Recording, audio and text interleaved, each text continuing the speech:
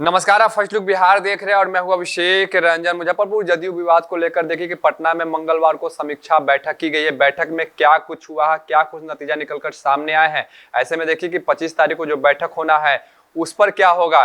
इसको लेकर हमारे साथ बातचीत करने के लिए सीनियर पत्रकार रविंद्र कुमार सिंह है, जो पूरी तरह से विस्तार से बताएंगे कि जदयू में जिस प्रकार से विवाद चल रहा था, कल मंगलवार को बैठक हुआ, उस बैठक में क्या हुआ है और क्या निर्णय निकलकर सामने आया है। 25 तारीख को जो बैठक होना है उस पर क्या होना है।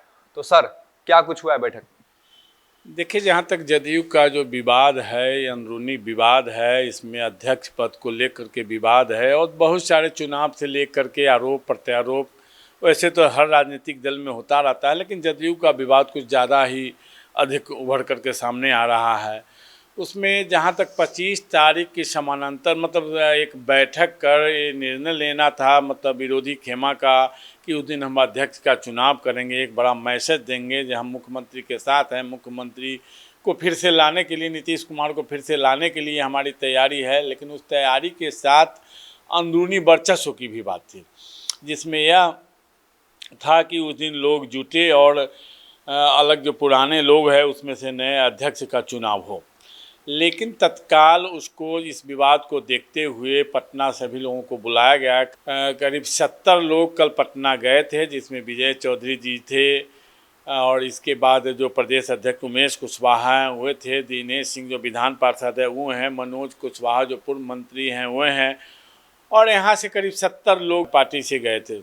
उसमें जो अंदरूनी बातें आ रही है उसमें यह कहा गया कि तत्काल आप लोग 25 तारीख की बैठक को स्थगित कर दें।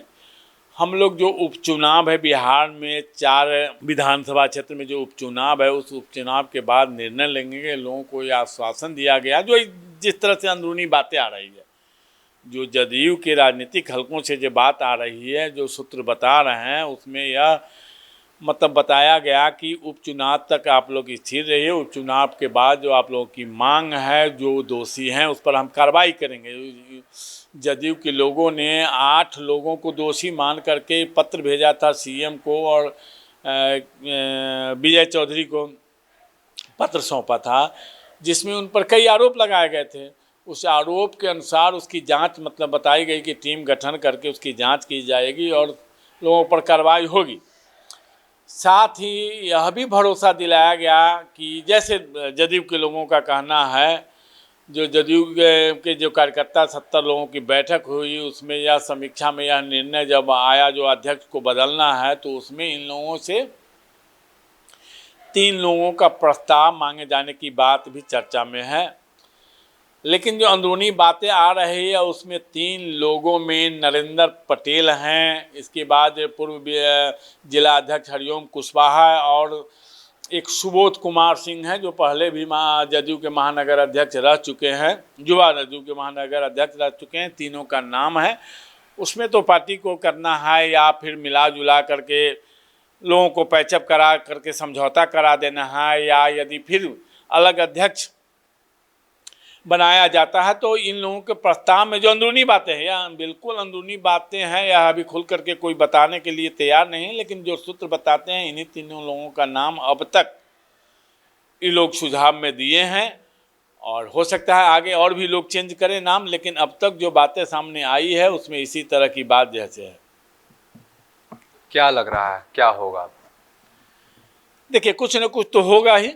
काहे जो विरोधी हैं काफ़ी मुखर हैं, सक्रिय हैं, वे चाहते हैं कि किसी तरह से अध्यक्ष को हटा करके नए अध्यक्ष बनाए जाए, लेकिन अध्यक्ष भी कमज़ोर लोग नहीं है, उनका भी राजनीतिक पकड़ है, जिसके कारण वे अध्यक्ष बने हैं। जितना इन लोगों ने आरोप लगाया है उसमें अब तक उनको हटा दिया गया रहता, लेकिन उपचुनाव तक का समय लिया गया है।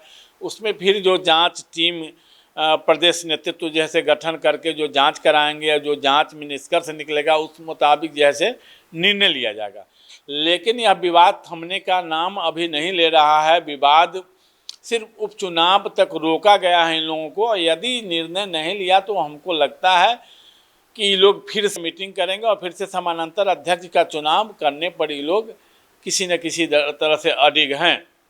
आखिर में ऐसा भी तो हो सकता है कि राजनीतिक साजिश के तहत कहीं ना कहीं आरोप लगाया जा रहा हो कि इस प्रकार से मतलब कि बस उस छवि को खराब किया जाओ जो जो जिलाध्यक्ष है, क्योंकि इस पर इससे पहले नहीं हो रहा था। 25 में चुनाव होना है, ऐसे में जिलाध्यक्ष हट जाएंगे तो कई ऐसे प्रत्याशी आएंगे मैदान में जिनको चुनाव लड़ने के लिए टिकट दिया जाएगा। तो ऐसे में अगर ये जिलाध्यक्ष हट जाते हैं तो नए जिलाध्यक्ष आएंगे, तो इस प्रकार से भी कुछ बात है। ये तो राजनीति में अक्सर हुआ करता है ना। राजनीति में सब लोग चाहते हैं जे मेरे फेवर के लोग रहें, जिससे मुझे कुछ लाभ मिले, हमको टिकट मिले, हम चुनाव लड़ें। यह तो हर राजनीतिक दलों में होता है। तो तैयारी तो यही है, जो जिला अध्यक्ष अगर हमारे फेवर के हो जाते हैं तो हम लोगों का उसमें चलेगा। हम लोग जिस तरह से चाहेंगे पार्टी चलाएंगे, हम लोग जिसका प्रस्ताव भेजेंगे उनका प्रस्ताव जाएगा।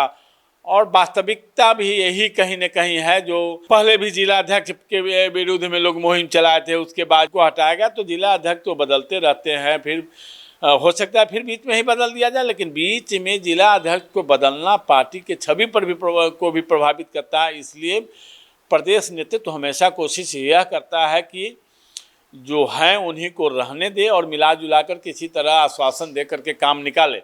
लेकिन 70 लोग एक साथ, मुजफ्फरपुर से 70 लोग गए और सारे वरिष्ठ लोग गए। इस स्थिति में कोई न कोई निर्णय लिया जा सकता है। आप देखें, जैसे आप बताएं कि आरोप लगाते रहते हैं, आरोप गलत भी हो सकता है, लेकिन उस आरोप पता चल रहा है उसमें कुछ जो पत्र के साथ कुछ तस्वीर भी उपलब्ध कराई गई है, जो विरोधी खेमा के साथ लोगों को देखा गया है। इस तरह की बातें हैं।